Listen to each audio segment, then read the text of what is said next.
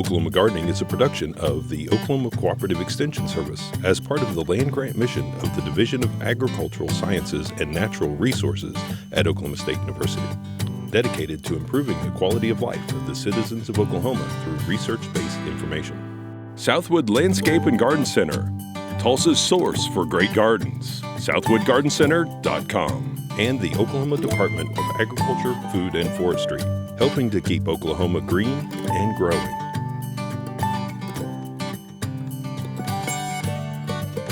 Welcome to Oklahoma Gardening. On today's show, host Casey Hinches utilizes a fallen tree as a decorative planter for succulents.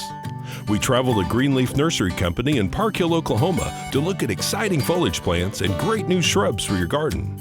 And with a little help from a class of landscape architecture students from OSU Stillwater, we build elevated planting beds.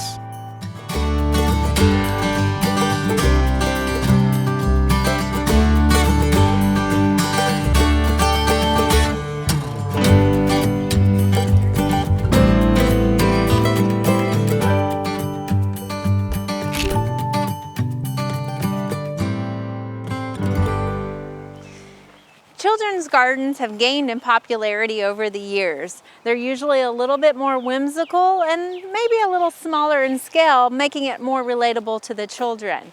As a soon-to-be mother myself in August, I love looking at children's gardens to get ideas for ways to incorporate fun activities into my own home garden.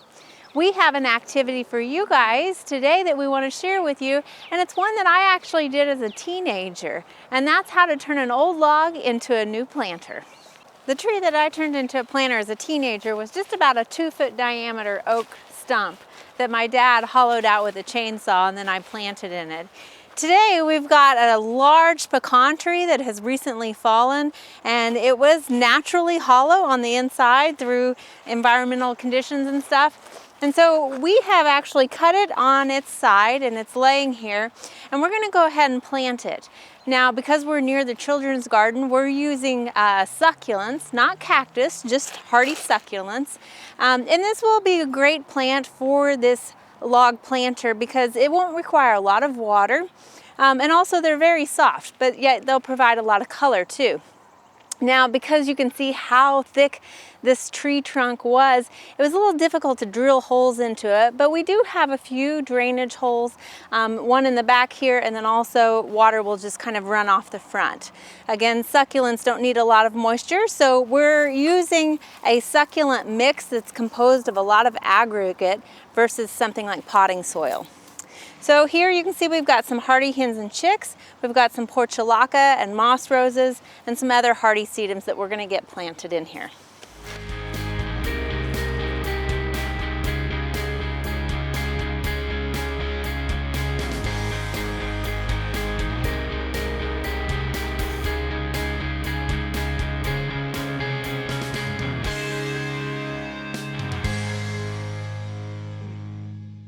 The nice thing about succulents is they're pretty shallow rooted, and a lot of times this might look like a large log, but there are some, you can see right here, there's actually some of that tree.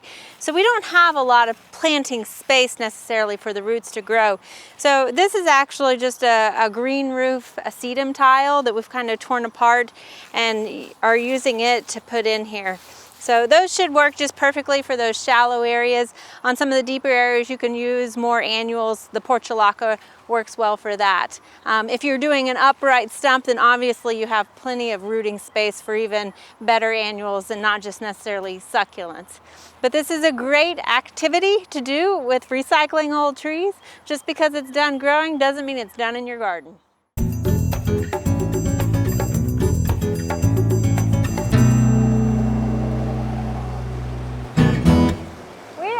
One of our favorite places, Greenleaf Nursery in Tahlequah, and joining me is Eric Clark.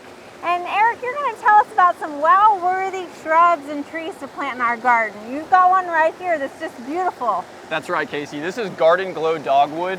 This shrub right here was bred out of Minnesota and it's pretty zone hardy to 4. So really the key attributes about this shrub right here is that obviously it's going to put on a bright yellow new growth foliage.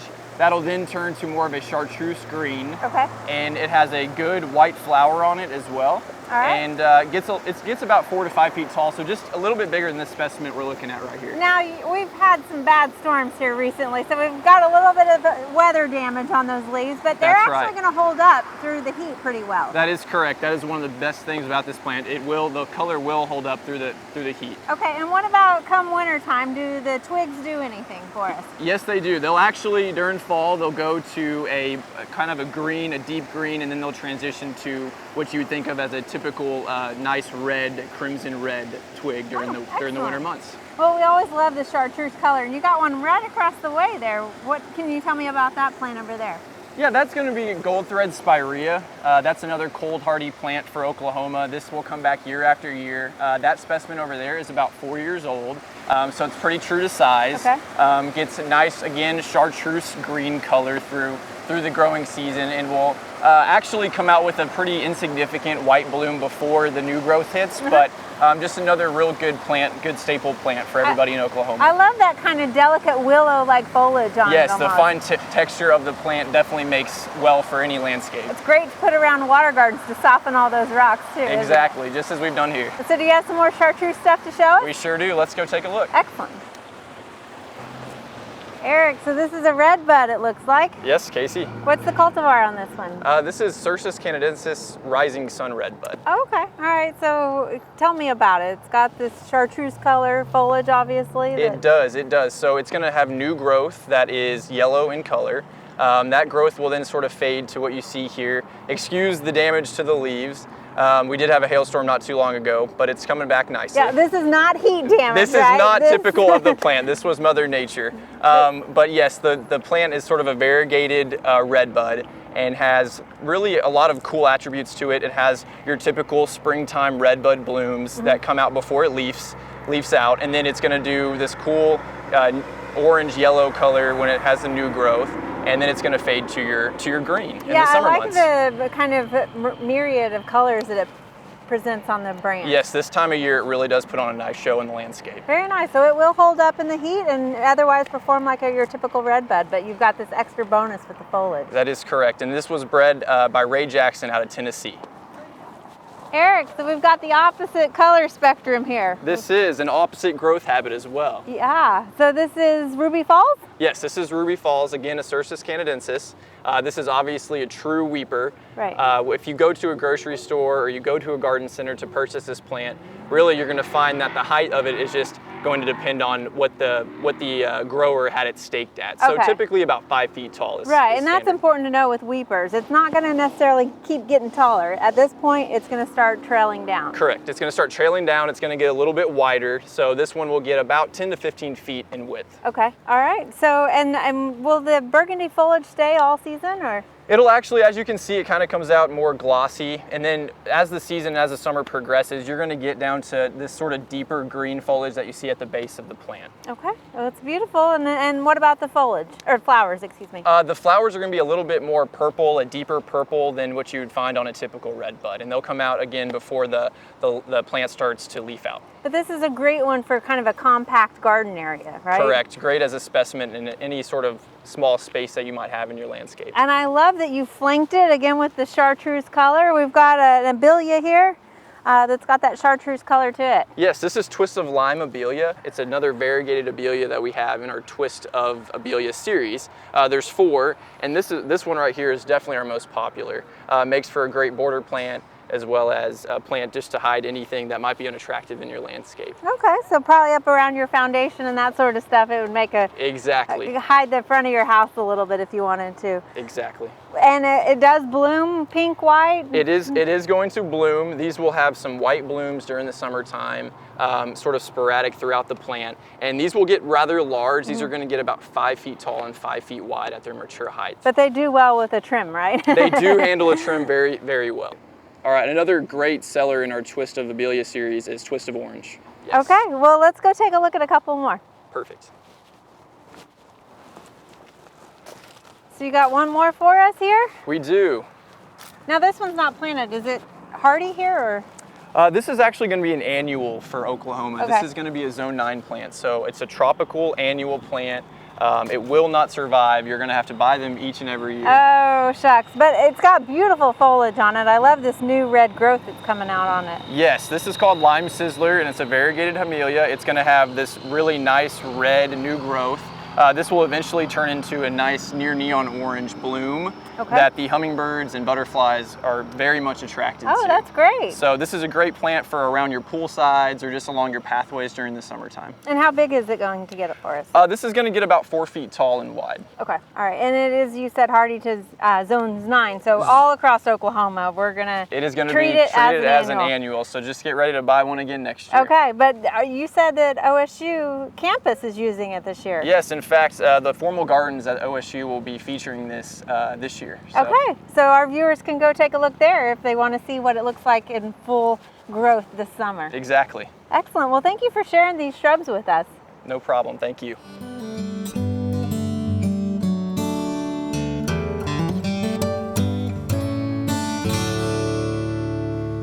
We are here with Eric Clark at Greenleaf Nursery in Tahlequah. And Eric, you've got some interesting shrubs to show us today. Yes, we do, Casey. This is one of our newer hydrangeas that we'll be introducing spring of 2018.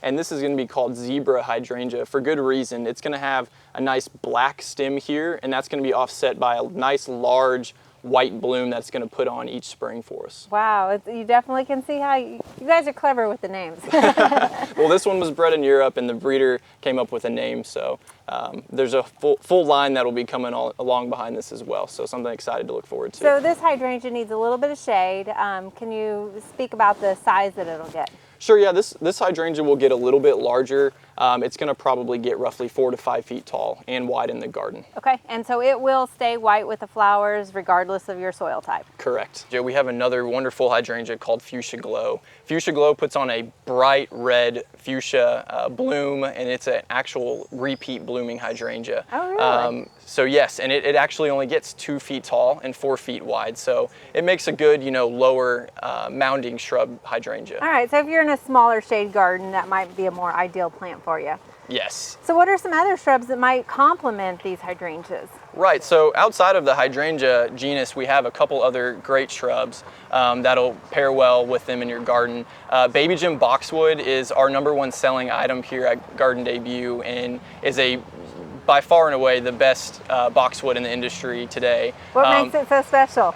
I would love to get into that with you. It's going to handle a shear extraordinarily well. It's going to be a little bit more compact than some of your standard species out there like winter gem. The plant was actually found off of winter gem down at our Texas location in El Campo about 5 to 10 years ago, and since then has really sort of taken the market by storm and is really just a great boxwood for anybody who's wanting to have more of a formal look in their gardens. All right, well now boxwoods don't necessarily bloom, so do you have anything else that would add some flower to these hydrangeas? We do have another plant that would pair well with this. It is called Short and Sweet Spire that we offer here at Garden Debut, and this plant is going to get about 2 to 4 feet tall and wide. It loves water, so it can handle some moist soils.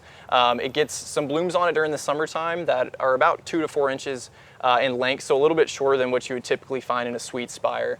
Now, a lot of these Iteas, they tend to kind of have a little bit of a weeping habit with those flowers. Does this do the same thing? No, this one does not. Actually, this one is going to be more compact than what you would usually see in a sweet spire. So the blooms are going to stand a little bit more upright. So you'll notice them a little more. You will. They'll get a show off a little bit better than some of the other sweet spires out there on the market. And it's a white flower? White flower, and it has a little bit of a fragrance for you during the summer months. Excellent. Well, can we go look at some another shrub maybe that is more appropriate for the sun? Let's do it. Eric, so this barberry is more suited for the sun. Can you tell me about it? Yes, this barberry loves the sun. This is called Orange Rocket Barberry, and its new growth, as you can see, is bright orange and red, and it really has a columnar growth habit to it, which makes it a little bit unique from other barberries out there. So how tall? Gets about 4 to 5 feet tall, okay. And about 2 to 3 feet wide, given it its columnar shape. We actually have another barberry called Golden Rocket, if you want something to sort of brighten your landscape a little bit more than what these deeper reds do here. Okay, and putting them together, you'd get quite a color. You really can. You can have some fun out there if you want. Thank you, Eric, for showing us these fantastic plants. It's always such a pleasure to be out here at such a beautiful nursery. Well, thank you, Casey. It's a pleasure having you as always.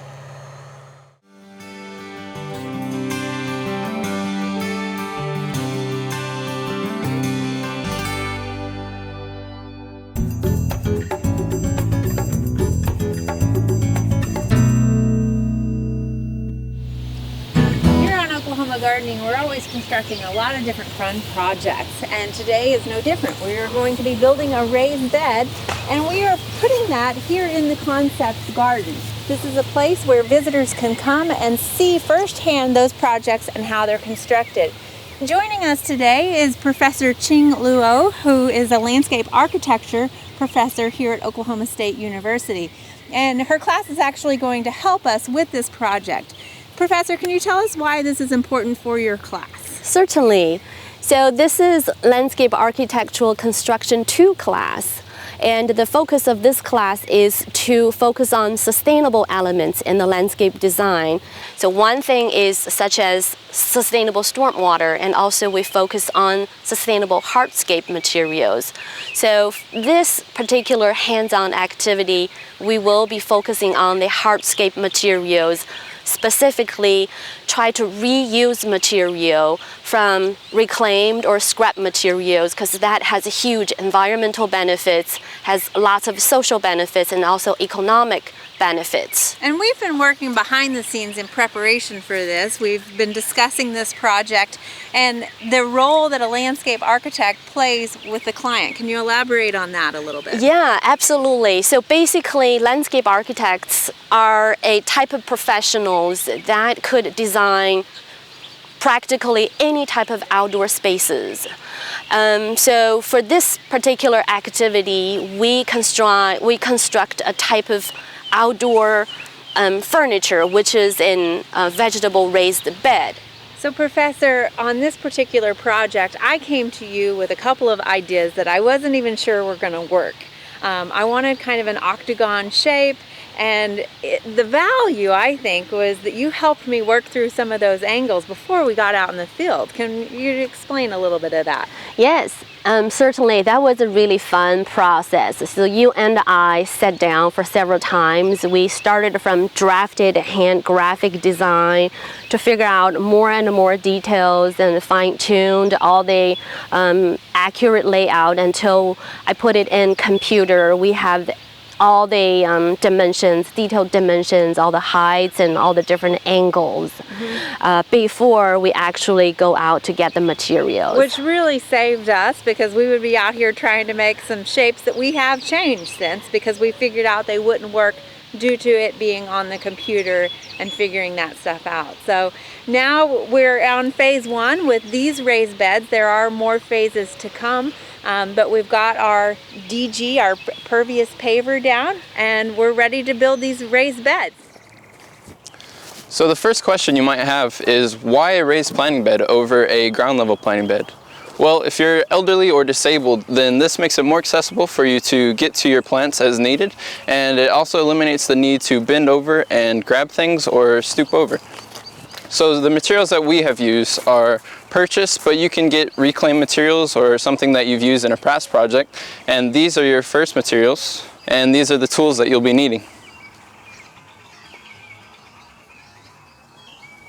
The first step of building this planting bed is you will need a 55-gallon drum, and you're going to cut it lengthwise, like so.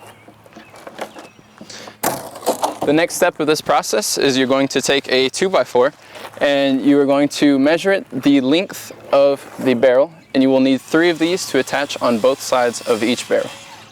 The best way to start is actually to pick it up and clamp it to the side. We start here. We have our pre-drilled holes. There's 3 of them evenly spaced on the side here.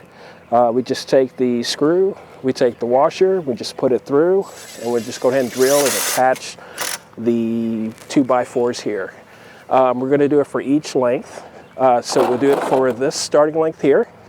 We'll attach it, clip it. We'll go to this one here in the middle. We'll do the same. We start from the inside where the pre-drilled holes are, and we go ahead and screw it right into the frame. And lastly, we'll do it on the other side here. So you'll have 3 2x4s spread about, connected on each of the ends. So now we've attached our first 2x4s to the planter, we'll begin attaching the 4x4s for our support system of the planter. So here you can see we've got notches cut into our 4x4s. These are to fit the 2x4s that we have already attached. The exact dimensions of the 2x4 are, so starting with the barrels flipped over upside down, we're going to actually take these 4x4s and attach them to the corners of the 2x4s. So we're going to take this 4x4 and take the notched end and set it on top of the 2x4 and make sure you have it as straight as possible. And then we're going to take 4 screws and screw this in, the 4x4 into the 2x4. Be careful to make sure that you have screws that are long enough to go into the 2x4, but not too long enough to go into the barrel itself. Now that we have the measurements for the bottom and top of the barrels, we're going to cut out 4 different 2x4s. 2 that fit the measurements for the top side of the barrel, and 2 that fit the dimensions for the bottom side of the barrel. Now, if you're lucky, unlike us, the top and bottom sides of the barrel will be the same measurement, so you'll end up with 4 2x4s that are equal in size. We ran into a little bit of trouble because our top side was 2 inches longer than the bottom side, so we had to make up for that in our cuttings. Once you have those cuttings, you're going to take 1 for the bottom side and 1 for the top side. We're going to attach it to the framework on the respective sides. So what we did was we put 4 screws into each leg and 2 screws into the middle barrier 2x4. You can, if you're feeling confident, only use 2 screws in each location. If you want a little bit of extra security, you can put 6 in the legs and 3 in the middle barrier.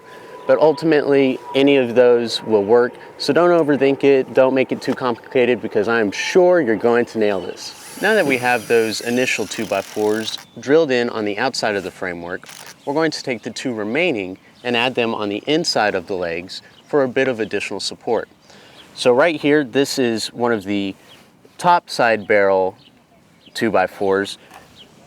So you want to make sure you've got the right 2x4. You don't want to put the bottom one on the top side because it may not fit. So make sure you've got the right 2x4 for the right side.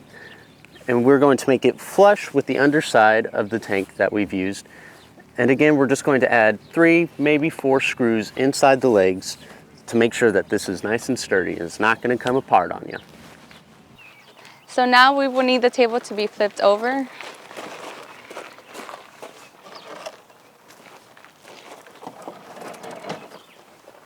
And after having your table flipped over, you will need to drill in 3 holes on each side of the barrel, top and bottom. And after doing that, you will need washers and screws. So once you have your washers and screws, you will need to screw about 3 of these into the top and bottom of the barrel to attach it to the 2x4s. So now going into the barrel, you're going to drill 6 holes to allow for drainage. And actually you can leave this table as is, but for a more decorative touch, you can add decking board to make a frame around the table.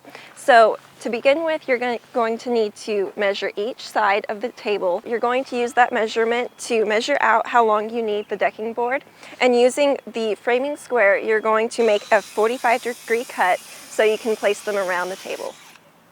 The next step is use sandpaper to smooth the wood because this angle are sharpened, and this step will help to avoid unnecessary harm. Finally, we paint wood with wood preservative to seal the wood. Wow, Professor, this table and raised bed looks great. We just need to add some soil and get some plants in here. Thank you, class, for helping with this project. Good job, you guys. So, Professor, you know, the LA program has a lot to offer. Where can people get more information about it? We have a great program. Please visit our website.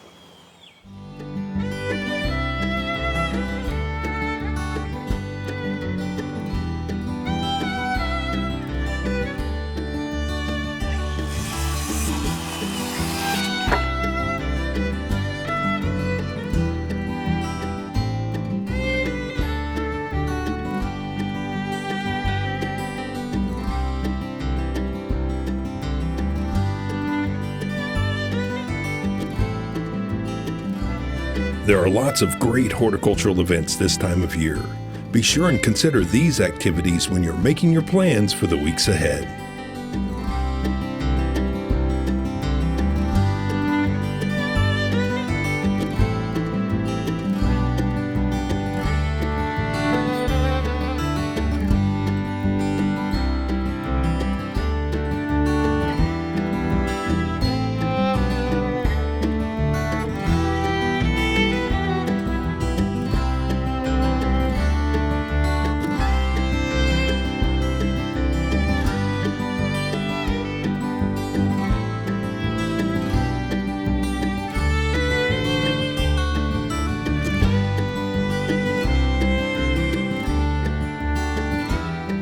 Next week, we're in Mustang, Oklahoma to visit a strawberry grower and find out the history of the strawberry industry in our state, as well as peek inside of a hoop house to see how one grower is getting a jump start on his tomato crop. And then back in Stillwater, Barbara Brown prepares a roasted potato salad. So be sure and join us next week for more TV You'll Grow to Love. To find out more information about show topics, as well as recipes, videos, articles, fact sheets, and other resources, including a directory of local extension offices, be sure and visit our website, oklahomagardening.okstate.edu. And we always have great information, answers to questions, photos, and gardening discussions on your favorite social media as well. Join in on Facebook, Twitter, and Instagram. You can find this entire show and other recent shows, as well as individual segments on our Oklahoma Gardening YouTube channel. And tune in to our OK Gardening Classics YouTube channel to watch segments from previous hosts. Oklahoma Gardening is produced by the Oklahoma Cooperative Extension Service as part of the Division of Agricultural Sciences and Natural Resources at Oklahoma State University. The Botanic Garden at OSU is home to our studio gardens, and we encourage you to come visit this beautiful Stillwater jewel. We wish to thank our generous underwriters, Southwood Landscape and Garden Center, and the Oklahoma Department of Agriculture, Food, and Forestry. Additional support is provided by Pond Pro Shops, Greenleaf Nursery and the Garden Debut Plants, and the Oklahoma Horticultural Society.